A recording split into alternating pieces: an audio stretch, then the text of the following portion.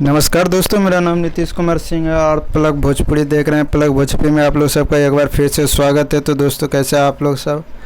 I hope कि आप लोग सब अच्छे होंगे, ठीक होंगे, मस्त होंगे, स्वस्थ होंगे। दोस्तों, आज खेसारी लाल यादव जी का फिल्म का एक और पोस्टर रिलीज हो चुका है, जो कि काफ़ी शानदार और लाजवाब है। सन ऑफ बिहार, जो आज से कुछ दिन पहले आप लोग सब ने शूटिंग देखा था, बहुत ही ज़्यादा इसका चर्चा हो रहा था। तो फाइनली आज इस फिल्म का फर्स्ट लुक मोशन पोस्टर के साथ रिलीज कर दिया गया है। उसी का रिव्यू करेंगे, तो वीडियो लास्ट तक देखते रहिएगा। अगर चैनल पे नहीं है तो प्लीज़ यार चैनल को सब्सक्राइब कर लीजिए, जितने भी खेसारी लाल यादव जी के फ़ैन हैं।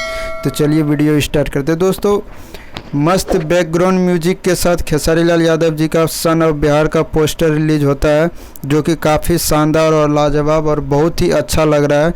मतलब ये समझ सकते हैं कि भोजपुरी में एक और फिल्म आ गई है जो नेक्स्ट लेवल तक लेके जा सकती है। जैसा मैंने वकील का ड्रेस में जो खेसारी लाल यादव जी का लुक है, काफ़ी लाजवाब, शानदार है और बहुत ही अच्छा है।